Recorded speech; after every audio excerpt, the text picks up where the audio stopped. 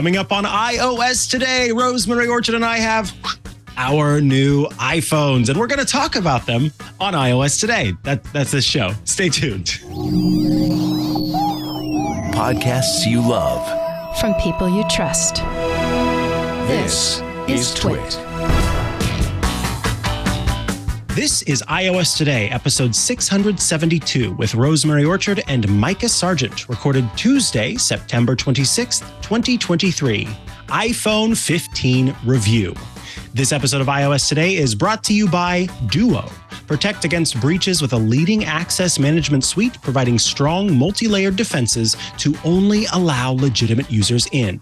For any organization concerned about being breached and in need of a solution fast, Duo quickly enables strong security and improves user productivity. Visit cs.co/twit today for a free trial. And by Mylio. Mylio Photos is a smart and powerful system that lets you easily organize, edit, and manage years of important documents, photos, and videos in an offline library hosted on any device, and it's free. Don't wait. Visit mylio.com/twit. And by Discourse, the online home for your community. Discourse makes it easy to have meaningful conversations and collaborate anytime, anywhere. Visit discourse.org/twit to get 1 month free on all self-serve plans. Welcome back to iOS Today, the show where we talk all things iOS and iPadOS and watchOS and HomePod OS and all the OSs that Apple has on offer. We love to talk about them on iOS Today because we want to make sure that you are getting the most out of those great devices that you have. And so how do we do that? By discussing the apps, the services, the features, the settings that you should be using or checking out to make sure that, you're rocking it on your iPhones, iPads, etc. Today is a very special show because we are talking about the brand new, newly launched, newly released iPhones. I am one of your hosts, Mikah Sargent.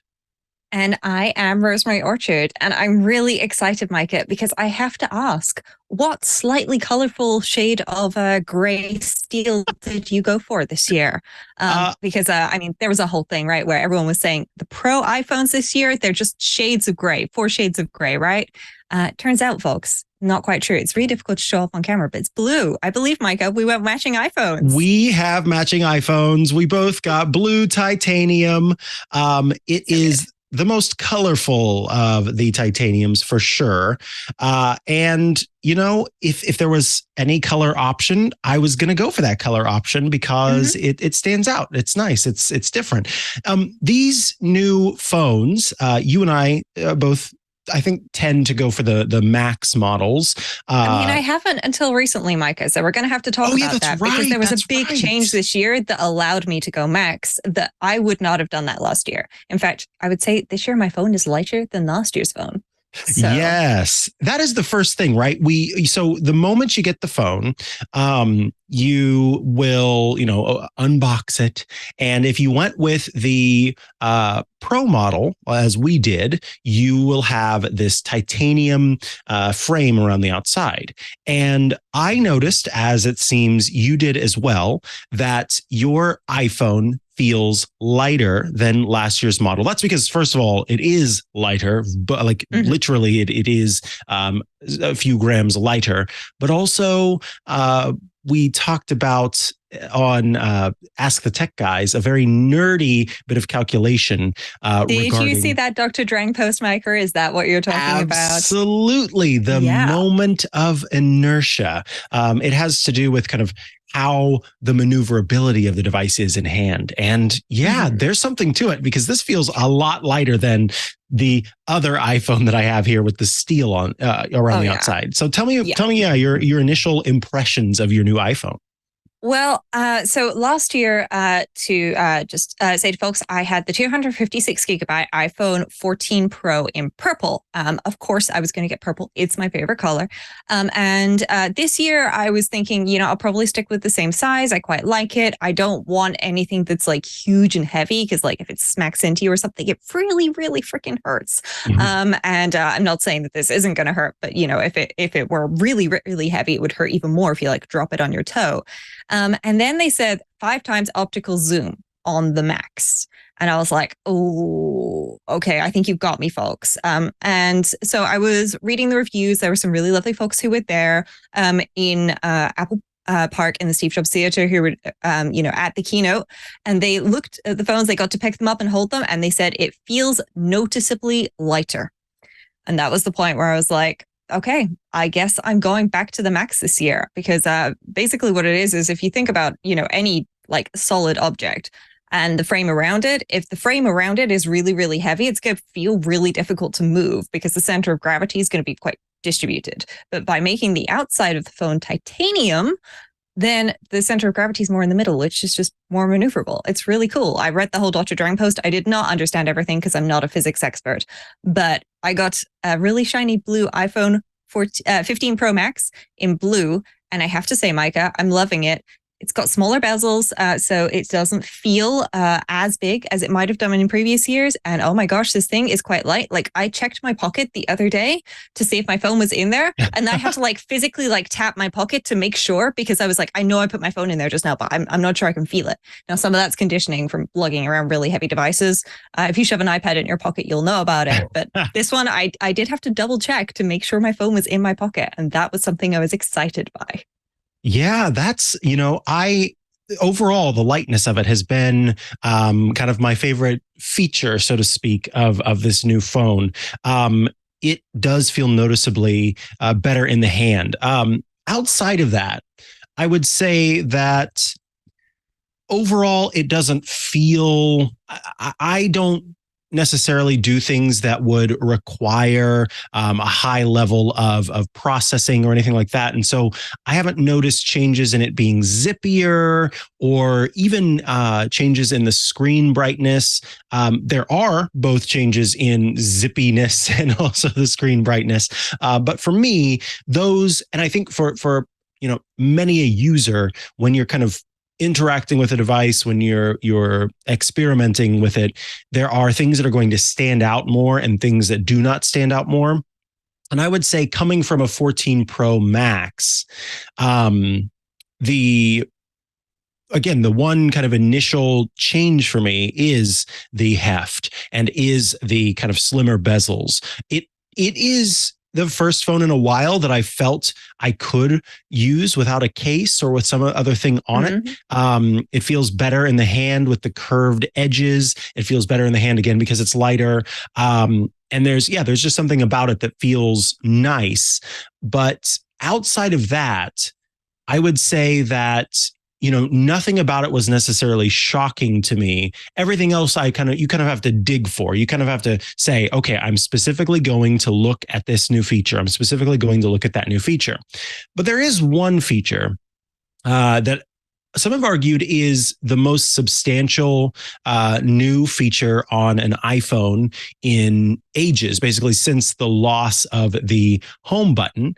And that is the introduction of a new button. And I know we'll talk about this more during Shortcuts Corner, but tell me about your experience with the action button.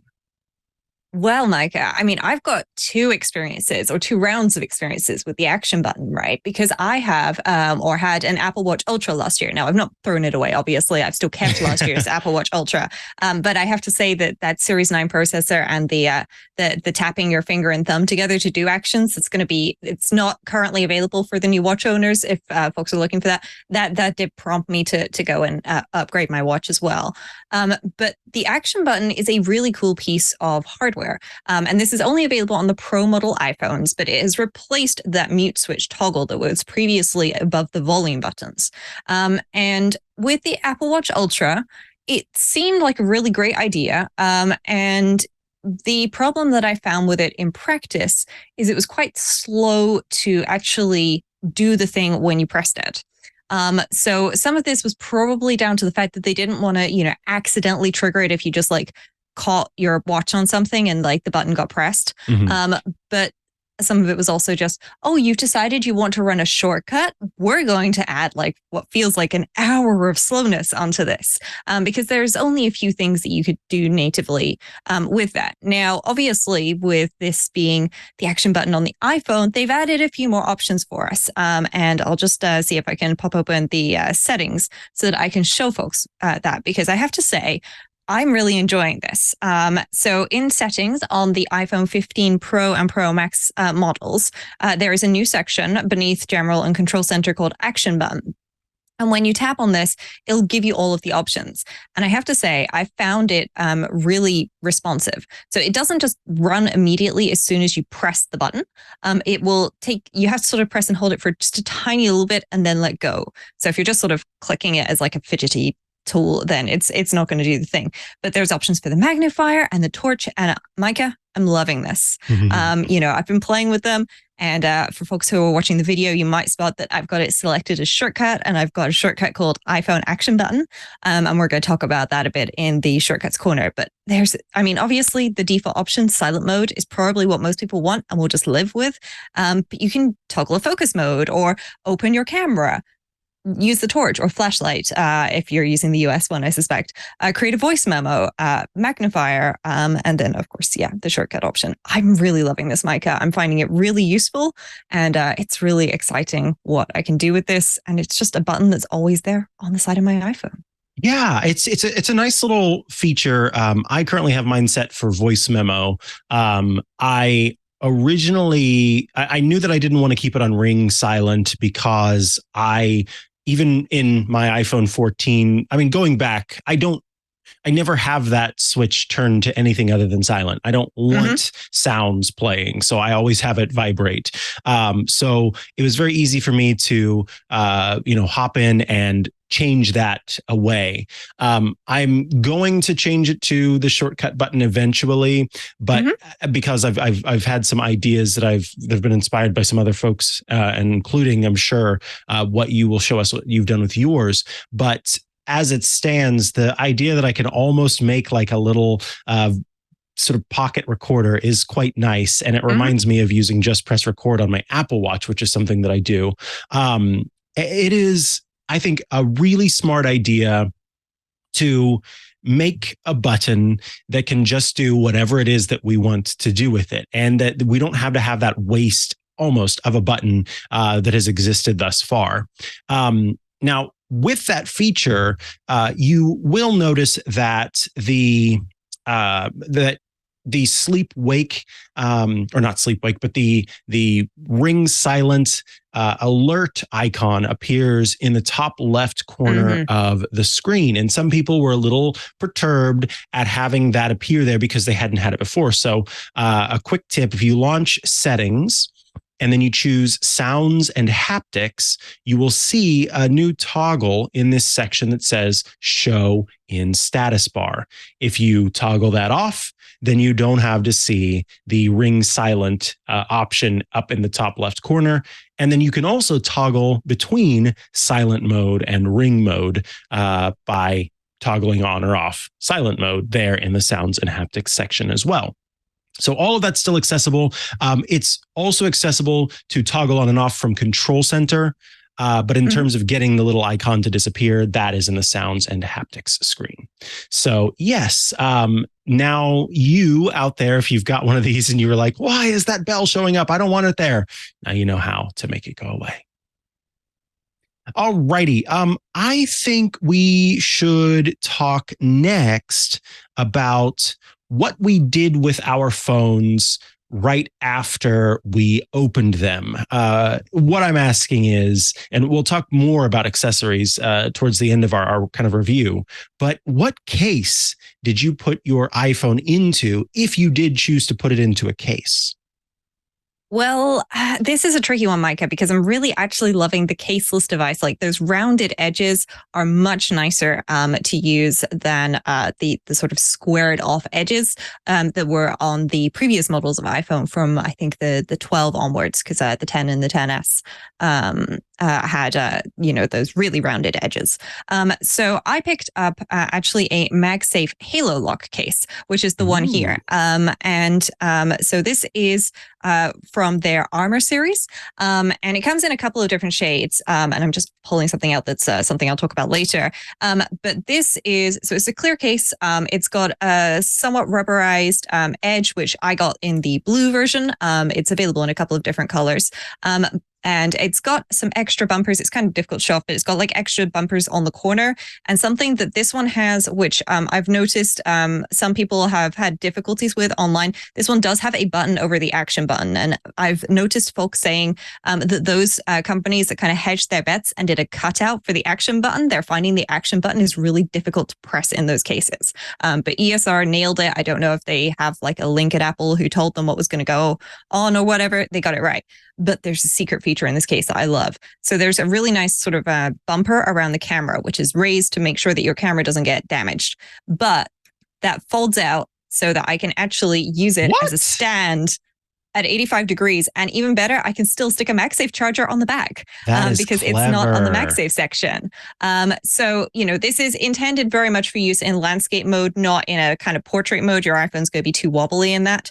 But yeah, this is a really nice case. Now, I think the recommended retail price for these is like $35 or so. But I got this one pretty cheaply on Amazon, actually. I think it was like £20 or something. So yeah, definitely worth checking out the cases. And also, Mikah, the MagSafe in this, they call it Halo Lock. That thing is like an angel's halo. It's not coming off. It's like if you stick something magnets on there, then stuff is not going to just like pop off at like the slightest like glance or like a leaf flowing over it. Like I was trying to get a pop socket off and it was like a two-handed affair to do it. And that is honestly great. That's what I want from this sort of thing. So absolutely. Yeah, you definitely want to have that stronger option. As Scooter X has pointed out in the chat, the first thing that you do, although I would argue this comes after I put it into the case because I put it into the case and then I start doing all of the stuff, is to update your iOS. Yes, there is kind of a day one update that's very important to install. And so the moment that you get everything, in fact, mine happened during the setup process to update iOS. So I took that option immediately. There are some 0-day exploits that Apple has addressed. And so it's very important that you update. Now, the case that I put my phone into is the FineWoven case made by Apple. Now, this is the forest green FineWoven case, and there have been a number of stories and complaints and conversations about this new FineWoven case. I will say this first and foremost. I have not run any sort of abrasive material, heavy metals, light metals, I don't know, chalk. I've not done anything to this case to test its durability. And so mine still looks quite lovely. However, a number of online folks have sort of put this case to the test and have determined that it is a case that will leave marks that you may not want to have on your device. So there was a great iFixit blog where they talked about Apple's FineWoven case. They actually did a full teardown of it. They showed the materials. And if you take your fingernail and you run it across the FineWoven threads on this case, from the visibility, from the sort of view of your eye, it looks as if you're leaving a scratch on the case. What is happening at a much more magnified level is that each of the threads that make up the fine weave of this case is actually multiple threads of material. And so when you run your fingernail across it, what's happening is those bundled fibers are being rearranged. And so what happens whenever you rearrange them is that the light is going to reflect differently off of them, which is going to result in what looks like a scratch. So you can see if you're watching, otherwise click on the blog. iFixit ran a key across it. They ran their fingernail across it. And in both cases, it was not damaging the fine woven material, but instead was simply pushing each of those threads kind of into a different spot. And that was causing a change in the way that the light reflected, which left a marred surface. They also took a knife to it to actually cut the threads. They put not barbecue sauce, but hot sauce on their fingers and grabbed the case. They poured coffee on it. They poured oils. They did a bunch of different tests, and it leaves, messes in some cases. But if I were to pick up a leather case from Apple right now and run my fingernail across it, or pick up a leather case from Apple and run a key across it, or pick up a leather case from Apple and rub it down with hot sauce, I think first and foremost, the hot sauce would be worse in that case because it would soak into the fabric or into the leather and would probably stay with it for a long time and stain it. The key is going to leave a scratch on it. The fingernail is going to leave a scratch on it. So there's a certain aspect of this case complaint that bugs me, and it is the idea that it is any worse than what we've had already. Or maybe it's the idea that it's almost as if they've put forth this impression that Apple has said this is a superior case option, and it's invulnerable, and so you should definitely get it because it's going to withhold and withstand even Superman's laser eyes. And they've never said that. So this idea that if you scratch it, it leaves a mark, and that is something that means that you shouldn't get this case. That's what's bothering me, I guess. I understand the idea that you may not want a case that leaves marks. Fine. So now you know that the case does that. But the idea that it's the worst thing that Apple's ever made or something, that I don't agree with, because leather also has scratches and marks, right? Am I being unreasonable here? And silicone after a while gets dirty and bubbly in some cases. They all have issues. I don't know. What do you think? I mean, the thing that has struck me is there have been quite a few people who have touched a FineWoven case, and just when you touch something and it just immediately gives you kind of the heebie-jeebies. That's what I've got several friends who have had that, unfortunately. So they've touched it and immediately gone, nope, don't like that. That's how I am with cotton balls. I cannot touch cotton balls. It exactly. Exactly. So, oh wow, I never thought about that. That's that's a reasonable. That's absolutely reasonable. Yeah. And it's one of those things, right? If you pet a cat or a dog and you try to stroke their fur in the wrong direction, it looks all weird, right? And this is basically what is happening when you scratch the FineWoven case with a fingernail or something. You can groom it back into place to an extent. But yeah, any case like this, the whole point of the case, right, is if there's a scratch on the case, that scratch isn't on your phone. And even if you wouldn't see the scratch on your phone and you do see it on the case, then it's still preventing damage to the phone, even if it's not visible to the naked eye. It could be visible under a microscope, or just be, providing, just actually damaging your device, even if you can't see it. All these things, the more you stretch a spring over time, the less likely it will be able to return to its normal compressed form, because eventually these things will stretch out. So yeah, I think, it seems fine. I was not at all intrigued by this FineWoven case. I've never had an Apple leather case before, to my memory. I have had a few of their MagSafe wallets and stuff, but I have swapped a whole bunch of things to vegan leather and stuff a while ago, and I prefer that effect. It's more similar to real leather, but it's designed to be hard wearing and so on. Though I understand why Apple didn't go with that, because it's a plastic which probably other people would argue would be less eco-friendly than something that's not leather. I'd argue that anything that's not leather is probably the most eco-friendly option.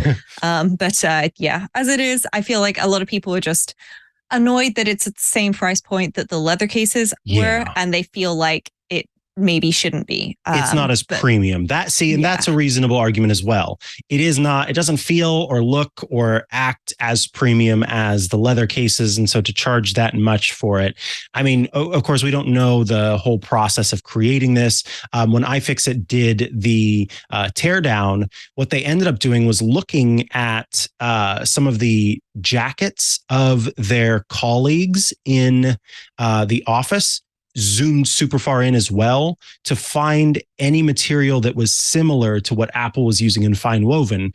And the two jackets that were most similar were a Patagonia jacket, which if anyone's ever shopped at Patagonia knows that those jackets cost a lot of money.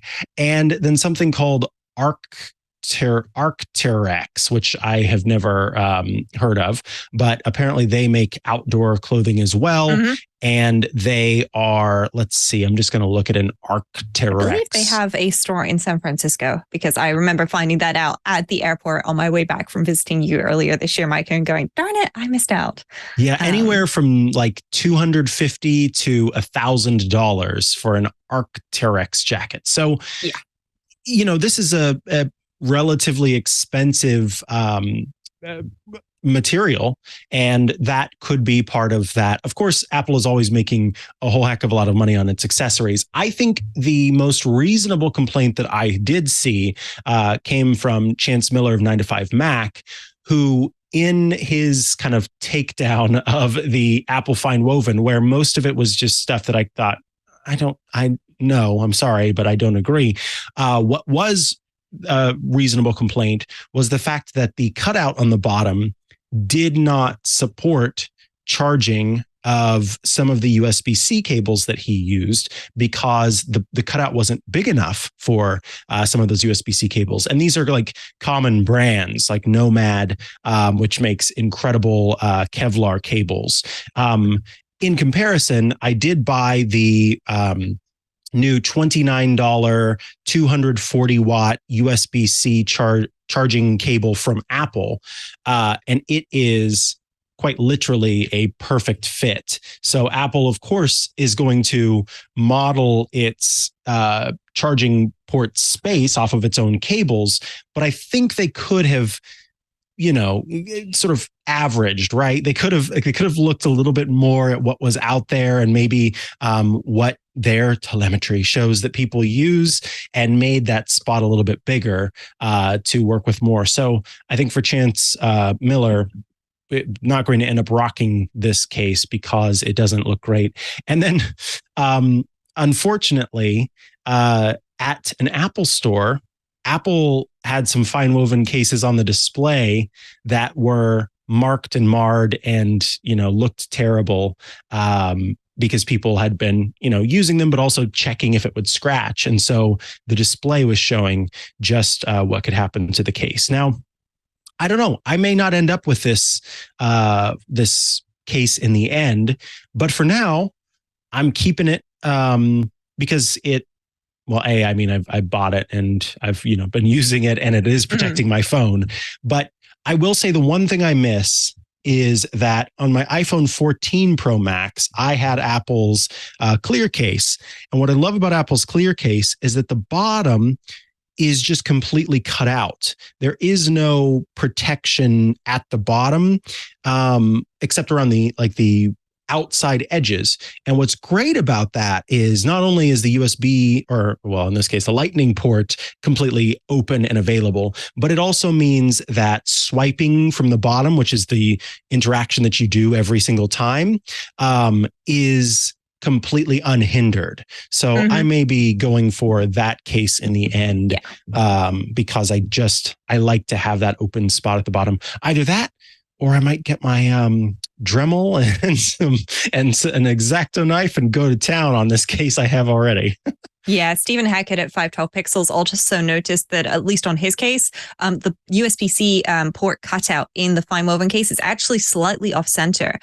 So you can actually see like part of the screw on one of the sides. And so, yeah, that is probably not helping with folks who might be having difficulties plugging their phone cables into their iPhones. I have to say, caseless, that I have absolutely no problems plugging a cable in. I've got this is an Anchor soft cable here, which I like, and it's in a nice shade of green, which I'm sure Mikah appreciates. Oh yes, that just plugs in, but it also plugs in through this ESR case that I've been using. I've taken this off because I've got some other accessories that I'm going to be talking about in a little bit. But yeah, this, I have to say, Mikah, I'm enjoying my 15 Pro Max. It has been a fun experience, and I was pleasantly surprised with how easy the setup was. It prompted me to install the update before it let me do the transfer. And then I transferred everything over, and it went pretty quickly.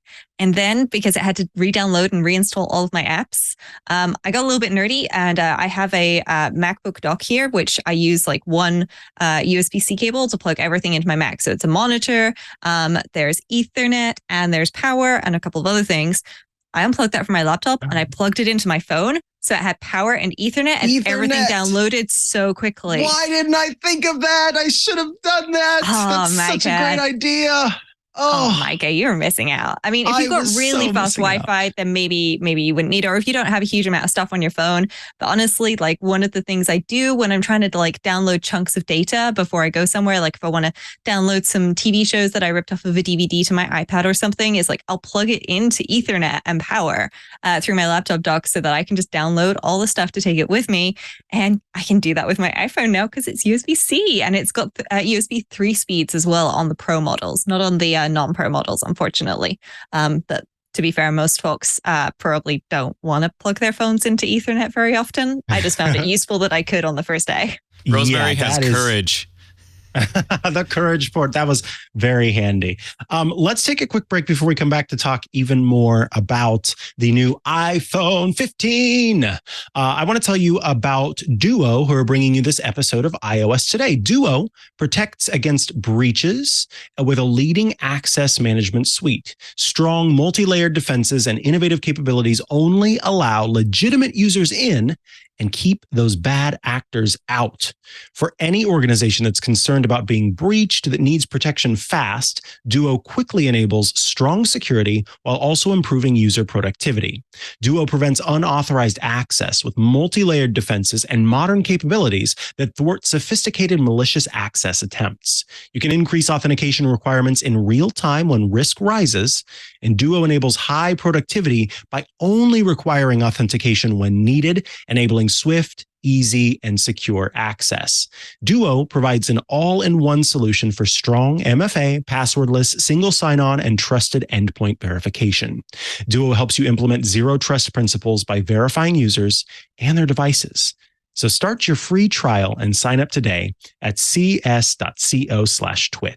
That's cs.co/TWIT.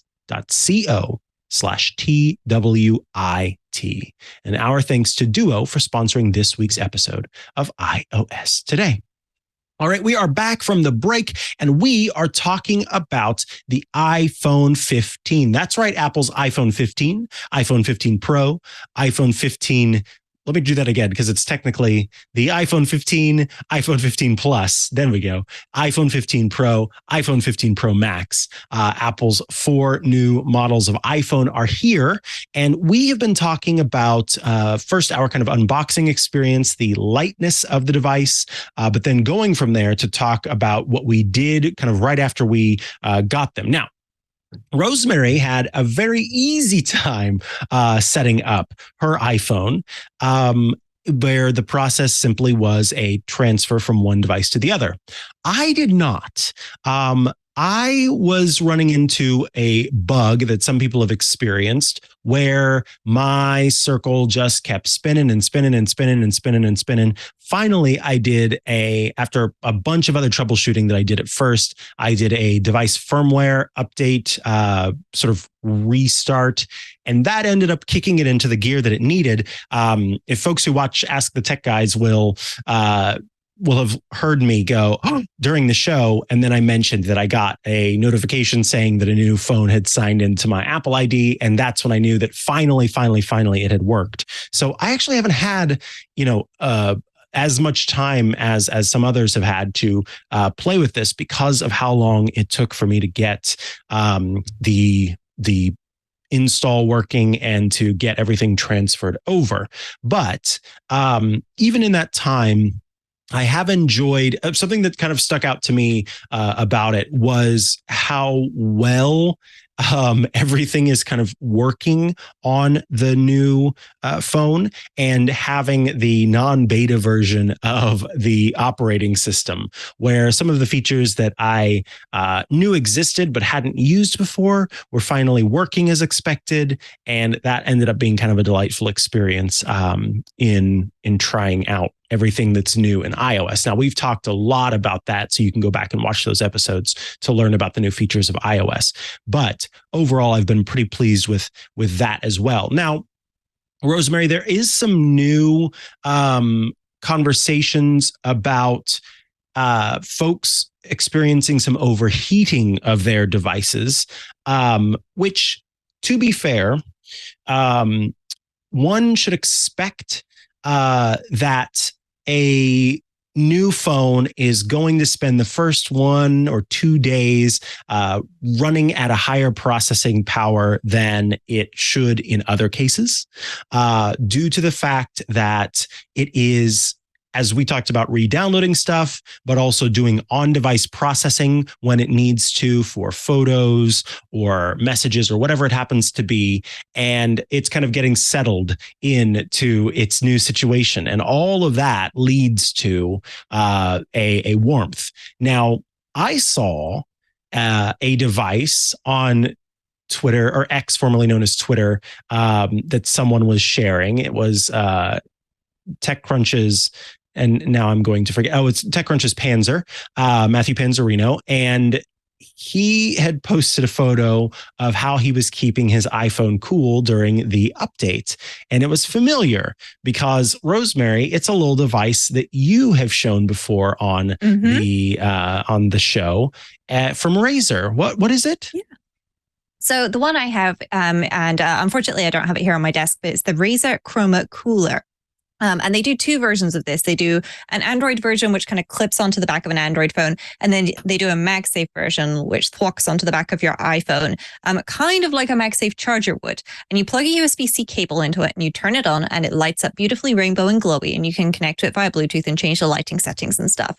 But what it's doing, it's not charging your phone. To be very clear, this is not a charger, but it is cooling your phone.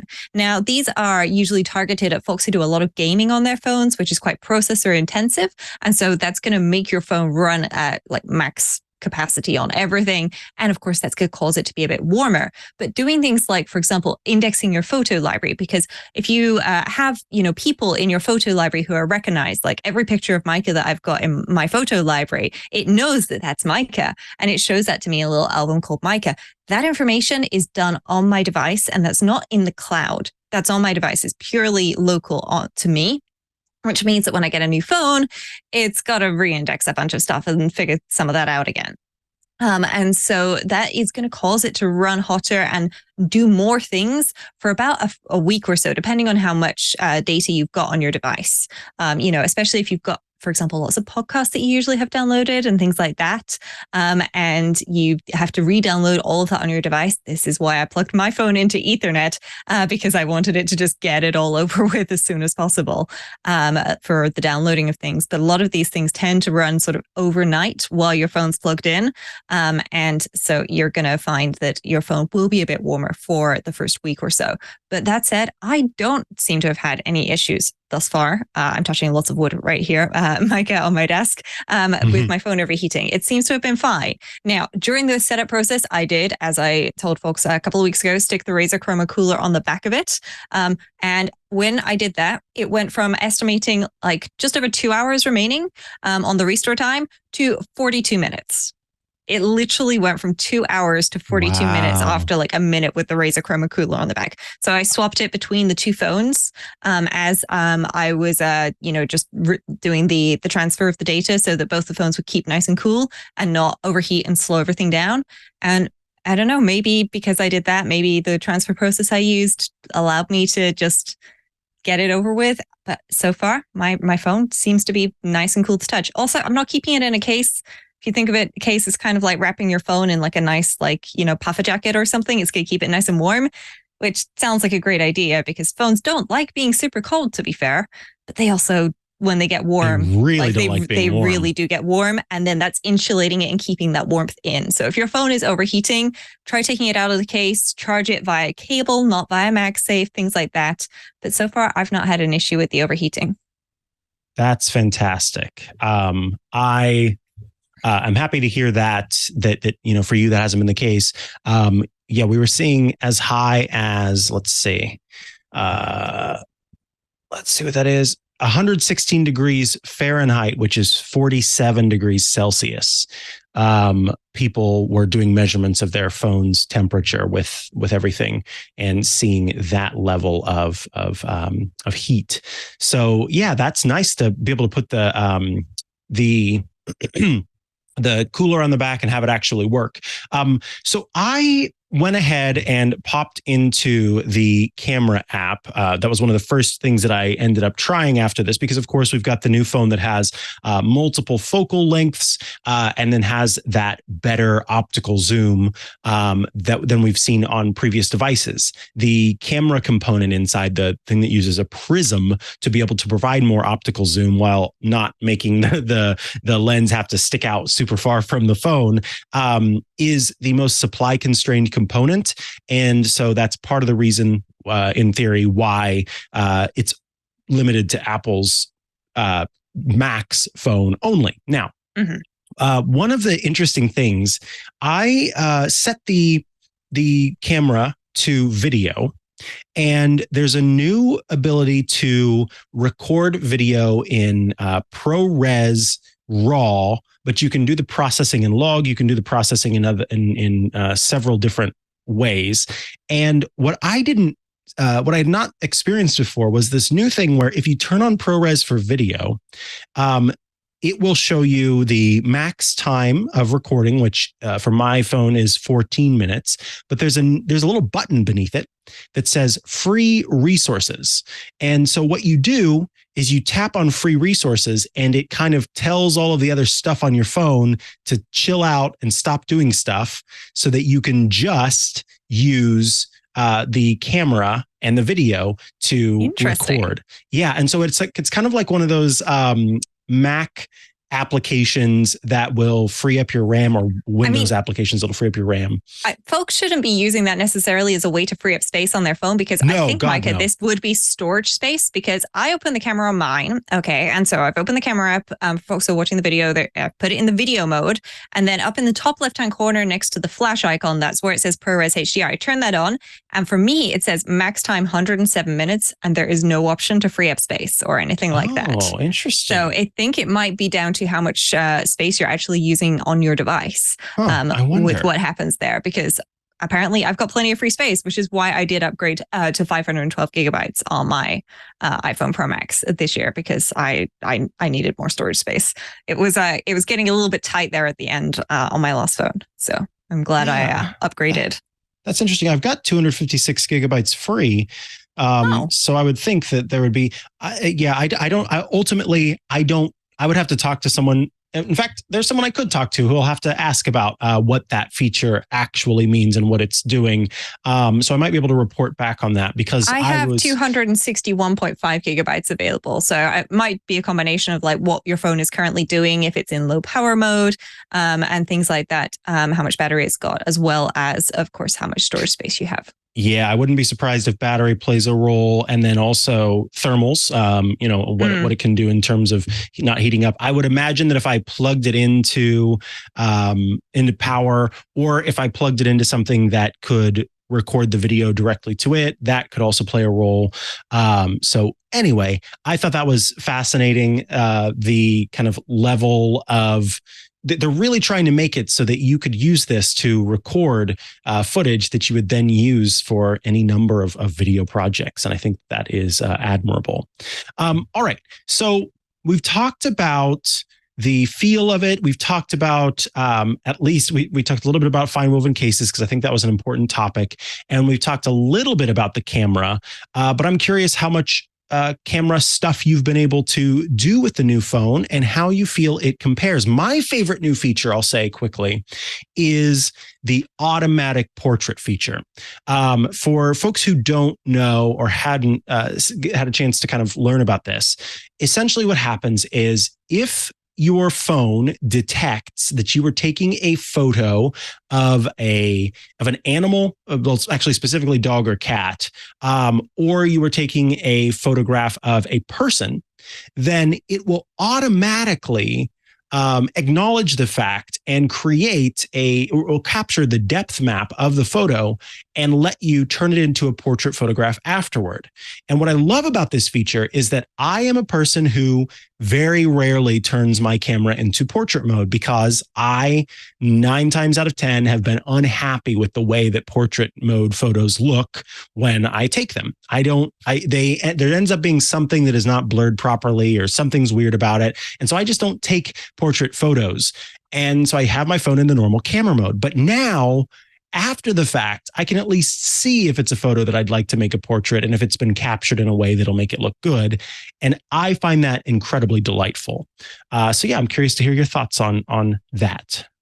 Yeah, I haven't had a huge amount of chance to take pictures yet, Mikah, but I am going to be doing some traveling over the next week or so. So I'm going to be using the phone to take as many pictures as possible to see. But I did just want to show folks how they can use this feature, because I'm sure our folks are very excited to learn about, hey, you can turn a picture into a portrait picture. Now, it does have to have something that was, within like a certain range of the camera. If you've just taken a picture of, say, a landscape, it's not going to offer you the option to turn it into a portrait. But I took a very quick selfie here to just demonstrate this for folks. And what happens is, once you've taken the picture and you look at the picture, up in the top left underneath the back button, there's usually a little lozenge with the word live in it and an arrow. And if you tap on that, there's a number of things that you can do. And there's some very cool things that you can do in there with like turning it into long exposure and looping things and stuff. So if you've got like, for example, if one of Mikah's dogs was doing something really silly and like sliding down the stairs, then you could have it bounce so the dog slides down the stairs and then goes back up the stairs or something like that. But here, right at the bottom, is also where you can then change it from portrait to portrait off, or vice versa. And so if I do that, then it'll just tap, it'll process for a few seconds, and then it turns it into a portrait picture for you. Now, obviously, this isn't a great picture. I took a very quick selfie for iOS today so that I could demo that. But I have to say that 5x optical zoom is going to be very, very useful for things, because it's not just the fact that it is 5x optical zoom, is the fact that, within that range, I can go all the way from 0.5, placing north and south cables on my desk, to 1x and 2x. But then also, you can swipe on that zoom area to go in between. And then, it can go up to 25x digital zoom. I'm not sure I'd recommend that. I tend to stick with whatever my optical zoom maxes out at. But you can really see the keys on my keyboard, and they look kind of dirty. They're not. They're brand new. It's I have to say, it's very exciting to know that I've got up to 5x optical zoom on a device that I literally always carry with me. Because something I heard some folks talking about is they thought the 5x zoom might be too much, and then they thought about it a little bit more and went, but how often do I not take a picture because something is just too far away and I'm not going to be able to take a picture of it? And now with the 5x optical zoom, maybe you will be able to. And that's the exciting thing. there have been a number of times where I've been out on a hike or something, and there's a bird or an animal that's just far enough away that using the zoom on the 14 was not enough, and then digital zooming it past that did not look good. And by the way, yes, the device inside is called a tetraprism that does this multiple optical zoom, and I'm looking forward to being able to be out and take photos of things that up to this point were just too far away. And so by the time you zoomed in on them, they just looked blurry and not good. That is what this camera is going to be capable of doing. And then I know some folks who are just very excited about potentially using this device as a video capture device in a way that they had not been able to do before, simply because it did not capture the video in the format or in the full as high res as they could get, et cetera, et cetera. So the camera aspect of this is just first and foremost one of the most exciting things. I plan on doing more of a kind of in-depth photo thing. There may even be a photo walk at some point in San Francisco. We did that for the iPhone 14, and I've been talking to Matthew Casanelli about doing that again for the iPhone 15. So stay posted to see some photographs out of that when we go forward with that. So we've talked about kind of the big features of the iPhone itself, the new iPhone, in terms of what's new about it. Battery life and all of that, that's going to be something that we'll learn more over time. We've talked about the FineWoven case. What ultimately, I think it seems that it's not the case for most people, not the case you probably want to spend $60 some on. Let's talk about what other accessories we might want to use with our new iPhones and how they can improve upon the experience. Yeah, so there's quite a few things that I'm trying out, and I'm going to be going on a trip and doing some traveling, so I can do some real testing of things. But one thing that I am trying out that I have been seeing around a lot is this ESR Halo Lock MagSafe ring. Now, I promise I'm not a shill for ESR. I've just been trying some of their products recently and really like them, and I'm buying them all myself. But this MagSafe ring, so it's a metal ring that MagSafes onto the back of your phone, and it's got a little sort of protection bit there. And it comes in a couple of colors. I've got the light pink one here. It also comes in a light blue, a black, and a silver. But then instead of it being like a pop socket where there's just one thing that pops out, there's a ring. And so you can just pop out the ring to a little bit, or you can unfold the ring. And so you've got like places to put two fingers, or you can, I tend to like sort of standing up the middle ring so that it's perpendicular to the phone, and then like closing the other ring to the outside of it so that when I'm holding my phone, it's quite comfortable on my fingers. But the other thing that you can do with this is if you put it on the back of your phone, it actually works as a stand. So that you can stand your phone up at adjustable angles. And of course, because it's MagSafe, it rotates around, so you can use it in landscape mode as well. And, you can adjust it to all sorts of angles. So I'm really enjoying this one. And these are about $20 on Amazon. And I have to say, they're really nice little devices for just sticking something on the back of your phone that can kind of work as like a tripod option for photos, or just make it easier to hold your phone at certain times. And it doesn't weigh much either. Nice. Yeah, that's delightful. And I don't know, I have over time really appreciated the use of the MagSafe as something other than just being the charging, that that is a great place to thwack on like a little ring that you can use to provide some stabilization. Even on these devices that are a little easier to hold in hand, it is nice to have that and be able to use some level again of stabilization with our devices. One thing that I wanted to mention is that you can, of course, now that the iPhone has a USB-C port, that the Lightning port has been replaced, you can use stuff that has USB-C. And so I wanted to give mention to the Samsung flash drive. This is a Type-C flash drive, 256 gigabytes. And I've used this before on my iPad, and I also use it with my Mac. Now I can also use it with my iPhone. I plug it into my iPhone, and I can go into the Files app, and up pops the storage option to put stuff onto this flash drive. But you can also use it if you are recording video in ProRes format, simply by plugging this into the phone. If you bring up the ProRes format in the camera, if you switch to it, then it will show on the side a little USB-C. It just says USB-C. It's a little label. And then that means that it's recording from your phone directly to that, in this case, USB-C flash drive. So yes, even something as small as a little flash drive you can use for different aspects, as long as you're rocking that USB-C. And this one's been really steadfast and incredibly fast as well. It's USB 3.1 speeds. So being able to, when AirDrop is failing me, or when I am in a place where I need to not wait for iCloud to finish syncing something, I will make use of this flash drive right quick to bring something from one spot to the other very easily. But yeah, USB-C has just opened up so much in terms of connectivity and interoperability. And I've even seen, because we talked about USB-C allows for you to use your iPhone as a charging mechanism for other devices, which is very exciting. It is. It is very exciting.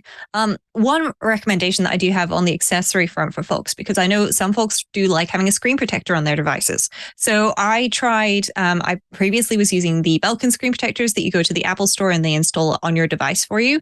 But last year I didn't have the opportunity to visit an Apple store anytime soon after getting my phone, and thought, okay, well, I'm going to branch out and try something. So last year I tried it. I liked it. I liked it so much. I bought it again this year for my iPhone 15 Pro Max, and that is the Spigen Easy, and that's EZ letters, fit tempered glass screen protector. Now, these come with a little frame around the screen protector already, so you can't accidentally bend or break the screen protector, that helps you install it. And it comes with the wipe to clean off your phone, and then it comes with a sticker to remove any leftover bits of lint that are on your phone screen. Definitely recommend that. And then you peel off the backing on the thing, and you stick it onto your iPhone, the frame onto your iPhone, and then you just do exactly what it says. It's got 10 steps maybe in total, but it really does break it down to do exactly this. And then it even comes with a little sort of squeegee to get out any air bubbles at the end that you might have. I didn't have any air bubbles last year or this year. And I have to say, I'm really pleased with it. And you get two screen protectors in the box as well. So if you do mess one up, there is a spare. Or if you put it on and then it breaks at some point, then you can replace it. Or maybe you can share one with a friend if you and your friend got the same device sizes. So yeah, I'm really enjoying this as an option. And it's $20 for 2 screen protectors and a small box with the frame and everything to put it on. So I definitely recommend that. That is very nice. We got a question in the Discord that says, is the portrait feature available on the non-Pro iPhones? The portrait feature they're talking about is the feature that will automatically recognize that an iPhone is, or that a photo is able to be a portrait mode photo. And it appears that if you have an older device that can run iOS 17, you are able to take and affect the portrait mode on the photos, regardless of whether you have an iPhone 15 or not. So what it does is so let me read through this, because there's a Tom's Guide article. Thank you, Scooter X. It says, a feature we thought was an iPhone 15 exclusive that turned out to be available on other recent iPhones running iOS 17. You can adjust portrait focus and depth when editing a photo taken with either the phone's rear or front cameras, even without upgrading your phone. You can disable portrait mode entirely if you want to, or adjust the strength of the bokeh effect. But more importantly, you can now change the focus level of the shot to completely change the character of the photo. And then it also works on shots taken in portrait mode prior to the update. So on top of what you're able to do now, you could kind of, I guess, adjust portrait mode more. However, it doesn't seem that you are able to do the automatic detection of portrait mode photos. That is a feature. So I'm sorry, but the Tom's Guide piece is not clear to me. I think the Tom's Guide piece is just aimed at telling you how you can adjust portrait mode photos rather than the auto detection of portrait mode, which is a little bit hit and miss because it's kind of trying to look for a particular sort of subject, which is like a person or an animal, or like a pet or something, or, something like that versus, just a thing that's right in the middle. I'm not 100% certain. I will have to try later. I don't have my iPhone 14 Pro to hand here. If you can take a picture and then change it to portrait mode after you've taken it. I believe that was supposed to be a 15 exclusive feature. But I may be misremembering that. Because I think it's the combination of the A17 Pro with the new 48 megapixel main camera that together make it so that if the subject is a person, a dog, or a cat, the iPhone will capture the depth information. I'll have to get back to you on that as well to be 100% certain, but I don't think that that's something that you can do with an older phone where it automatically captures the depth information. So that Tom's Guide piece feels a little bit misleading. The other accessory that I want to mention, based on the headline, the headline makes it a little misleading, which how often is that the case? Always. The 240 watt USB-C charge cable from Apple. This is a $29 charging cable. It's got the woven material, and this is 2 meters long. This is a very long cable.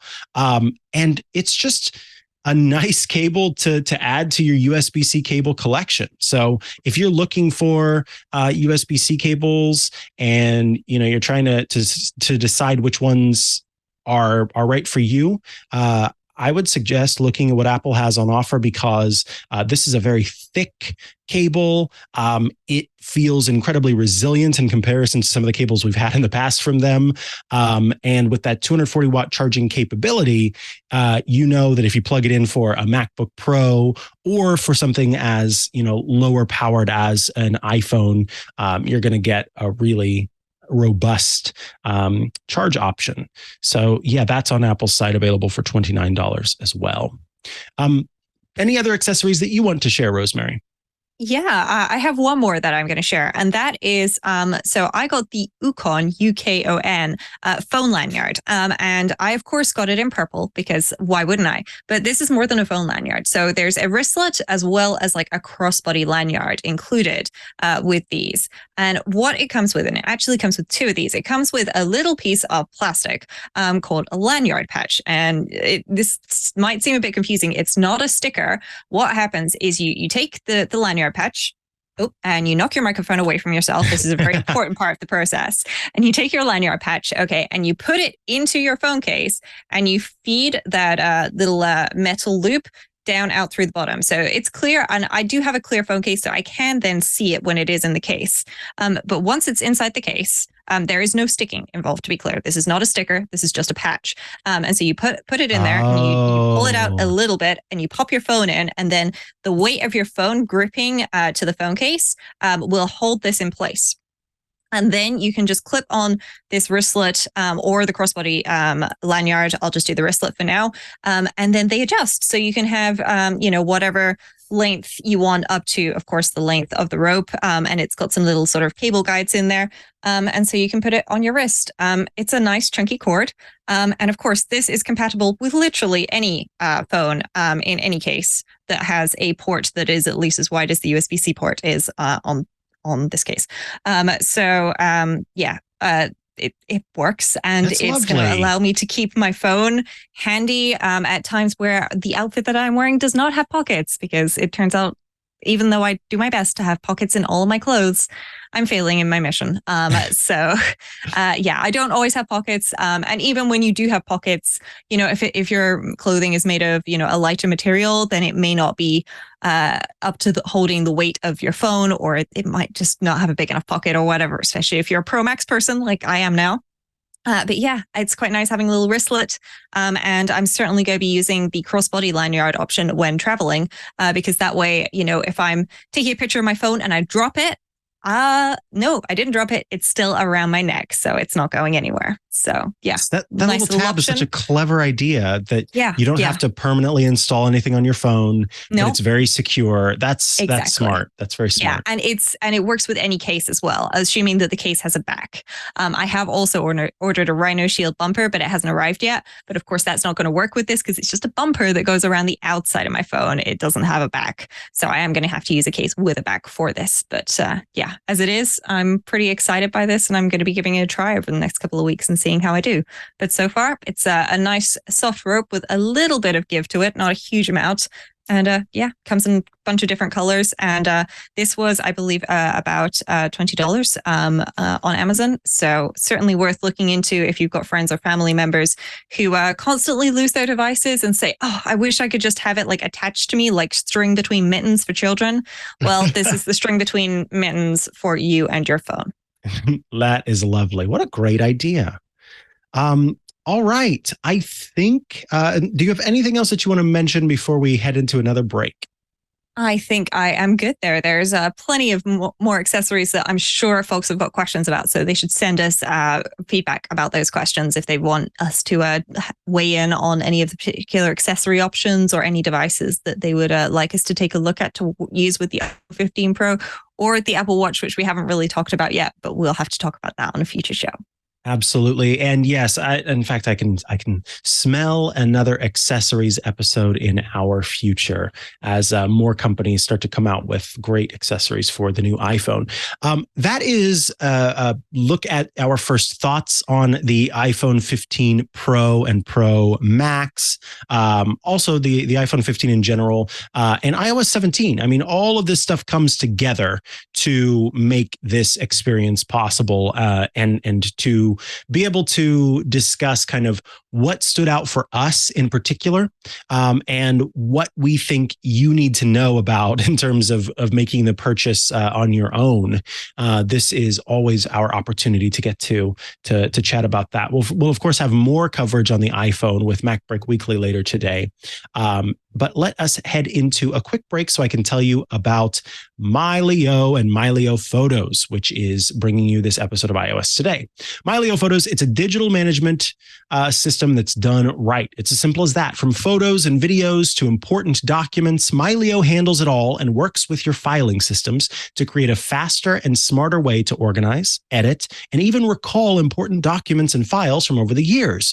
You've heard us talk about it plenty on the show. So if you haven't checked it out already, you got to go check it out because it's free. It's free to check out. I have talked about my experience with MyLeo and how impressed I was with the fact that it is able to provide an experience that is unique from some of the other kind of photo management and photo storage solutions out there. MyLeo Photos is going to pull in everything, all of your different photo libraries into one place and give you control over them. That's what makes it amazing. That's what I've enjoyed about it. It is the one sort of source of truth for all of my photos and in documents too, if you want to store those in there. With the power of AI, you can use smart tags, which instantly make all of your photos searchable. There's no more endless scrolling through images. Whether you're looking for specific objects, activities, animals, plants, colors, more, smart tags in MyLeo Photos has you covered. It's a great way to find photos that you want to get rid of, find photos you want to keep, because you can do things like show me all of the photos where the person isn't smiling. Show me all the photos where their eyes are closed, that kind of thing, and be able to drill down and find the photo you're looking for, or in this case, the photos you're not looking for. With MyLeo, I don't have to fumble through several libraries just to find what I want. MyLeo Photos has everything consolidated, so I can remove any duplicate files and keep everything updated. You can find older documents that you thought were lost, keep them updated right within the MyLeo Photos app, and then keep the original intact. So it's kind of backups of the original document. And with the MyLeo Photos Plus subscription, all of my devices connect in one library without cloud storage required. So I have, my single Mac that serves as the sort of source of all of my photos, and then everything else connects to that and keeps everything in sync. It's a brilliant solution. With offline storage, I don't need to rely on the cloud to keep files accessible through devices, but I can also create new backup systems and know that my photos and other files are secure. So don't wait. The solution to digital management exists, and it's MyLeo. You can get MyLeo Photos for free today on your computer or your mobile device by going to our special URL, myleo.com/twit. I know all of you are incredibly capable individuals, and you could just go to the App Store or the Google Play Store or the web and search for MyLeo Photos. But I'm asking you, please use the URL, myleo.com/twit, mylio.com/twit. So download MyLeo Photos for free right now at myleo.com/twit, because when you go there and you download it from that link, then they know that you heard about it on this show. And that's what's incredibly important. So yes, myleo.com/twit. Thank you, MyLeo, for sponsoring this week's episode of iOS Today. All righty, we are going to move on to do a couple of news stories. We'll head into Shortcuts Corner and we'll round things out with our app caps because we are running out of time. So first and foremost, let's talk about the online safety bill, which has passed in the UK.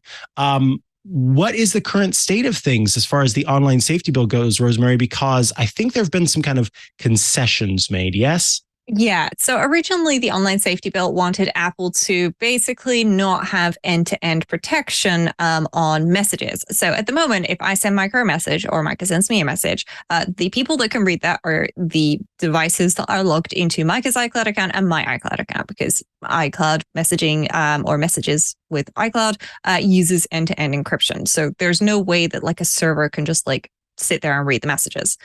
And the UK government, for reasons known only to themselves, decided that it would be perfectly secure to have a server that sits in the middle that can read all of your messages because it's only for the government. Clearly, they have never dealt with hackers before. Or maybe they did and they just lost all of their data and paid huge amounts of money to get it back. I don't know. But they have decided that that messages and iMessage specifically does not need to support this backdoor system right now, which is good. But they've also said they're not going to give up on this. I'm not quite sure that they understand technology enough to actually implement something that is secure, as well as, meeting their needs, because it literally can't exist. But there we go. That's what's happening there for now. All right. Well, we'll keep an eye on that as well. The next story we'll quickly hit is a really exciting story, I think, for some who are wanting to do more with their iPads. And if you would like to do more with your iPad, you might check out a new app called Orion, which is a way to turn your iPad into an HDMI display for another device. This is made by the folks who make Halide, the camera application, as well as Spectre and Skylight, which are two other photo applications. And essentially what you do is you get a little camera capture dongle, which is kind of a little USB-C dongle that takes HDMI and turns it into something that can be read by USB-C. And then you plug that into your iPad, you open this app, and the app serves as a screen for whatever HDMI device you have plugged in on the other side. They talk about using it as a means of connecting, for example, a Nintendo Switch. You could also use it as a display for your Mac. You could use your iPhone as a viewfinder for your HDMI capable DSLR camera. I mean, there are any number of things. I've seen folks using, external monitors just to have another device that they can keep with them, another screen they can keep with them to go along with their Mac. So I think this was a very clever idea. The app is available for free. It does have an in-app purchase to give you, I think it does like upscaling for 4K to make it look better on an iPad. And that might be it. I can't remember what all, there's like some fun modes that you can do. So if you want to emulate sort of playing a Nintendo game as if it was on an old school CRT screen, then you can do that. But yeah, congratulations to the folks who make Halide and Spectre and Skylight. That's the Lux Corporation for this new app. Have you downloaded it? What's wild is they like single-handedly broke the USB-C capture card market. I went to go buy one of the suggestions that they had, and they were all sold out. So people really hopped on this quite quick. So I have not had the opportunity to try this yet. They don't work with like the app doesn't work with super expensive capture cards like Elgato. What Elgato offers, you kind of need ones that are, well, they have a site that has links to the kinds that they've tried. Yeah. So I have ordered one of the ones they recommended. Unfortunately, it has not yet arrived. It was supposed to be here yesterday, and now Amazon says it's coming tomorrow. I have a horrible feeling that it has got lost somewhere in the Amazon logistics system and may not actually arrive. If it does arrive tomorrow, I'm taking it with me on my trip, and I'm going to try using it as I go. But yeah, I'm looking forward to giving this a try, and hopefully, fingers crossed, I'm going to be able to do some cool stuff with that, because I want to try plugging it into like my Steam Deck and my Nintendo Switch, but also USB-C to HDMI cable with the HDMI to USB-C capture card, iPhone connected to your iPad screen, like use your iPad as an external display for your iPhone. Whoa. Why not? Mind-boggling. All right, man, there are so many good stories this week. There are. We'll have to save some of them for next week because definitely really important that you update. Now we have even gone as far as iOS 17.0.2 is the current version of iOS I have on my iPhone. If you have not updated, you don't need to have a new phone to be doing these updates. If you go into settings, general software update, and there's an update available, update your phone. There are some critical bug fixes that are taking place that will protect you and your security on your device. So get those updates installed on your phones. And then, of course, it also has some kind of bug fixes as well. So if you're having trouble with restores or transfers like I was, this may be what you need to fix that. But in any case, settings, general, software update, head there now or before now and make sure that you have updated to the latest version. And then lastly, Rosemary, a warning, it would appear, about using your new iPhone without a case if you've got titanium. What's this about? Should I be worried with my blue iPhone? I mean, I don't think folks should be super worried, but essentially what happens as you touch devices, there are oils and things in your skin, and that transfers. Now, some materials are more resistant to this than others, and titanium in particular will pick up those oils and it will shine a slightly different color. And so there's some good examples of pictures online of like people like doing like close-up shots of like the action button and stuff on phones in the Apple Store where you can see, and it looks really grimy and disgusting. Now, I have looked at my phone pretty closely with some pretty bright lights that I can't really show it on camera here because I don't have the lighting set up to be able to do that. And yet you can see that when you're using your phone caseless. The really good news is wiping it off literally turns it back to how it was. So just a very slightly damp microfiber cloth. We're not talking about wringing wet. We're not talking about dripping wet. We're talking about you waved a microfiber cloth like near the tap and it picked up a little bit of water and then you wrung it out just to make sure. Like you don't want to be soaking your iPhone. I know they're waterproof, folks. I know they are. But you seriously don't need to get your iPhone wet. No soap or anything needed. Just a little bit of a microfiber cloth. And a tiny bit of water, or I'm always recommending you could try using a 70% isopropyl alcohol wipe or something like that. But I mean, honestly, just try good old water and microfiber to start with, and that will probably do the trick, especially if you keep on top of it. And, keeping your devices physically clean is always a good idea.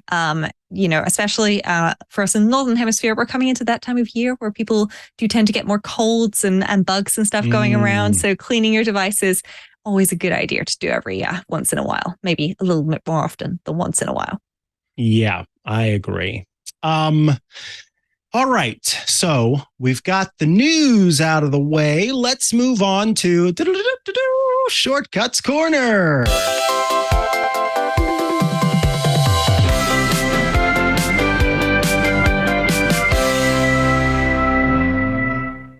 Welcome to Shortcuts Corner, the part of the show where you write in with your Shortcuts Corner requests, and Rosemary Orchard, our Shortcuts expert, provides a response. If you are here because you heard Leo Laporte mention on Ask the Tech Guys, or maybe even MacBreak Weekly last week, that you should tune in to iOS Today to hear Rosemary talk about what she's doing with the action button, welcome to the show, and welcome to the part of the show where we talk about the action button. Rosemary, tell us about the action button and what you are doing with it that makes it even more magical. Cool. So the action button, as we mentioned at the top of the show for folks, is the button on the side of the iPhone 15 Pro and 15 Pro Max that replaces the mute switch toggle that was previously there. So it's right there above the volume up button. And when you press this, not just like a quick press, but when you press it and hold it for like a second or so, maybe not even that, then it will, do whatever action it is that you've got it set up to do. And so there's obviously a whole bunch of native actions that you can choose, like toggling the flashlight, toggling silent mode, going into a focus mode and things like that. But, this is Shortcuts Corner where we get nerdy.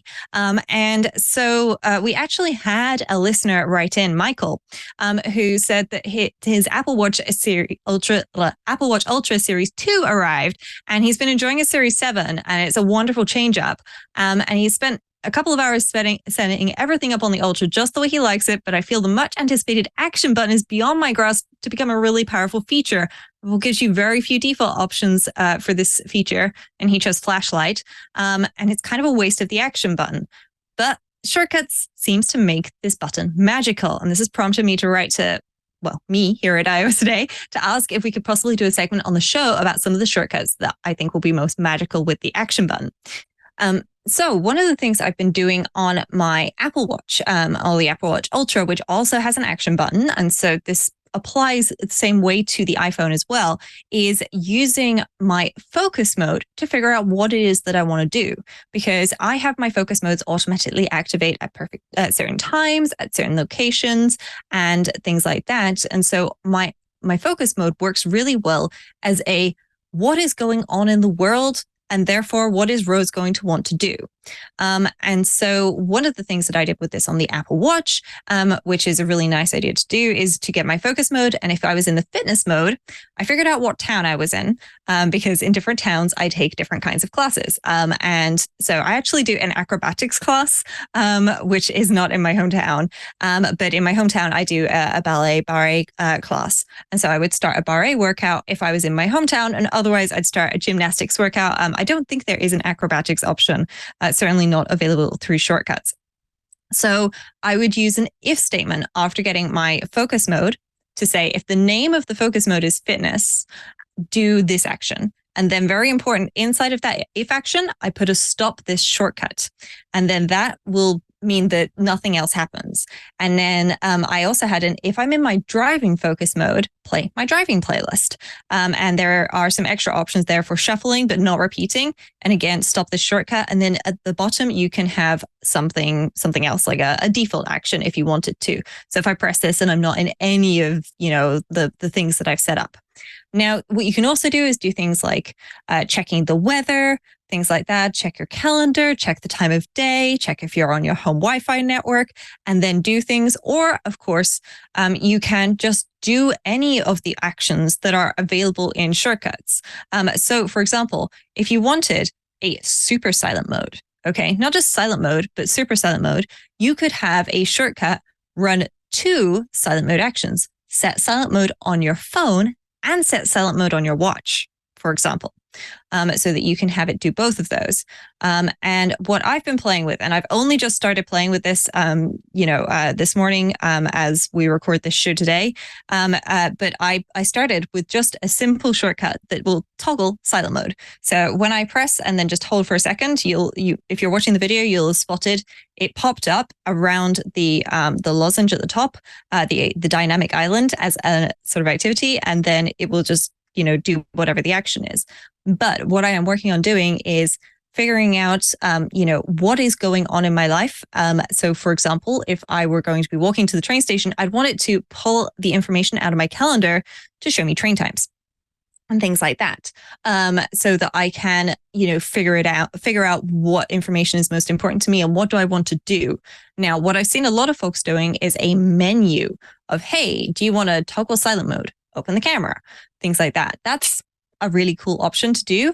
But for me, what I'm going to be doing is using a combination of the day of the week, the time of day, and my focus modes to be pulling up information that is very important to me in that moment and then displaying it to me so that I can maybe talk about it, or maybe just use it so that if I'm running to get to the train station, I can figure out, no, my train actually leaves in 10 minutes, not in 5 minutes. So I've got a little bit of time and I can walk a little bit slower instead of running. But we'll do a deep dive on what I've done with it when I'm back from my travels, Mikah, and I've had time to refine and play with this because I'm really excited. But Matthew Castanelli has put together a really great guide over on his site that we can put a link to in the show notes, so that folks have got a chance to download some predetermined options and play with those. And if you've got an Apple Watch Ultra or an iPhone 15 Pro or both, then you can go ahead and have a play with those and see what it is that works the best for you. Awesome. Yes. The action button is so cool, and there's so much power available with it. All right. Before we head into our app caps, I do want to take a quick break to tell you about our third sponsor of today. It's Discourse, who are bringing you this episode of iOS Today, the online home for your community. For more than a decade, Discourse has made it their mission to make the internet a better place for online communities. By harnessing the power of discussion, real-time chat, and AI, Discourse makes it easy to have meaningful conversations and collaborate with your community anytime and anywhere. Would you like to create a community? Well, visit discourse.org/twit to get 1 month free on all self-serve plans. It's trusted by some of the largest companies in the world and some small ones, including Twit, where we have a Discourse community at twit.community. Discourse is open source and powers more than 20,000 online communities. Whether you're just starting out or want to take your community to the next level, there is a plan for you. There's a basic plan for a private invite-only community, a standard plan if you want unlimited members and a public presence. A business plan for active customer support communities is available as well. Jonathan Bulova, the developer advocacy lead at Twitch, says, quote, Discourse is the most amazing thing we have ever used. We have never experienced software so reliable, ever. One of the biggest advantages to creating your own community with Discourse is that you own your own data. You will always have access to all of your conversation history, and Discourse will never sell your data to advertisers. Discourse gives you everything you need in one place, so make Discourse the online home for your community. Visit discourse.org/twit to get 1 month free on all self-serve plans. That's discourse.org/twit. And thank you, Discourse, for sponsoring this week's episode of iOS Today. All righty, folks, it is time for App Caps.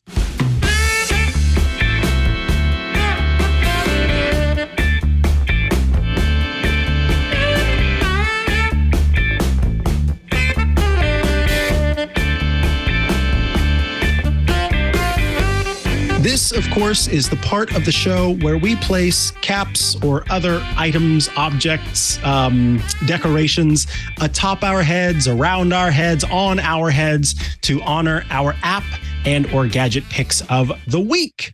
So, Rosemary Orchard, without further ado, tell us about the item atop your head, and then tell us about your app or gadget pick of the week. I like how, Mikah, we were very in sync. We didn't talk about this. Neither of us are wearing hats or caps. We're both wearing head decorations. I've gone with a lovely floral crown. I'll take it off and show folks. It's got cream and pink roses on. I think it's adorable. And it's certainly appropriate for iOS today in the sense that I'm also wearing flowers. And my name is Rose. I am a flower. And that is, something that I try to keep in mind when I am looking for things, because I, like flowers, am slightly sensitive to temperatures. And I know that some folks may have been experiencing overheating issues with their iPhone Pro Maxes or Pros or any devices at any point. And so I've been looking, and I know I've already mentioned ESR on the show today, but this is an ESR 3-in-1 charger. Now, they do a couple of versions of this, but this is their charger with Cryo Boost. So I put my phone on here, and I'll just see if I can turn it around and show you folks. There's a little blue light that's just shining between the charger and my phone. And this means it's in Cryo Boost mode. Now, if I try and bring it close to my microphone, you may be able to just about pick up the sound of the fan. Now, when it's, not right next to a microphone that's trying to pick up all the sounds, it's actually very quiet. And it's cooling my phone as it charges it. So it's attempting to combat some of the problems that happen when you are using MagSafe to charge your phone. Now, of course, this is it's a proper MagSafe phone stand. So look at that. When I turn it around and put it on its side and give it a moment, because my iPhone just needs to think about life and the universe and everything, it will then go into standby mode, which is one of those new iOS 17 features. It should be in standby mode already. Maybe my phone is up the wrong way or something and it's not liking it that way, but it was in standby mode earlier. Now, if the fan at any point is bothering me, there is a button on here where I can turn it off, which is really nice. And this version is a 3-in-1 version, and it's got a spot to put your own Apple phone charging cable on it. And then it's also got an area down here at the bottom, which is a Qi charger, which works for something like, say, AirPods or your AirPod Pros. Now, they do another version of this which doesn't have any space on it for charging an Apple Watch, and that one is $60. This one is $80. And then for $130, they do another one which has got a built-in watch charger, so you don't need to bring your own. But what is quite nice about this is there is like a proper place to like run the cable down here, and then it runs into the base and all the way around inside. And then it's got spots for USB-A and USB-C chargers. So if you've got an older Apple Watch charger that's USB-A that you want to use, you can just plug that into there, and they've measured it exactly to work with the 1 meter Apple cable. It's very impressive. I really like it. So yeah, this is the ESR Cryo Boost MagSafe charger. I should note, I did also grab their car charger as well, which also has Cryo Boost on it. Nice. I've been using it in my car. And especially if you're putting your phone on like a vent in your car and you're pumping out heat, that's going to warm your phone up, and your wireless charging, more heat, not great. Cryo Boost help combat some of that and cool your phone back down. So yeah, and there we go. My phone has finally gone into standby mode. Woo! Yay! Perfect. That is fancy. What about you, Mikah? That I like that. The Cryo Boost thing is so smart. That's such a cool idea. ESR have been knocking it out of the park with their MagSafe accessories recently. So yeah, definitely check those out. Like I have their wallet, which has got Find My integration built in, and it's rechargeable. I love it. It's a MagSafe wallet stand, and it's, like I had that as my app cap a while ago, but ESR have been knocking it out of the park with MagSafe. Very cool. The cap I'm wearing atop my head is actually a bandana I bought at SF Pride. It's like a rainbow paisley bandana in that standard bandana paisley style. The app that I want to talk about just came out for the Mac. It's existed on iPhone and iPad for some time, but with the iPhone and iPad version, you kind of had to have the app running in order to use it to its full ability. Now that it's on the Mac, where I would most often want to use something like this, it can kind of run in the background. It's called Posture Pal, and it's available for free with an in-app purchase that gives you pro features. And what Posture Pal does is it uses your AirPods third generation, your AirPods Pro, your AirPods Max, and your Beats Fit Pro to, it can use the motion sensors in these headphones to determine how you are positioned in your chair. And when you move out of proper alignment, it will alert you that you've moved out of proper alignment and can help you move back into a good posture. So on the phone, the way that it works is you launch the app session, and then it will kind of track your posture with your AirPods.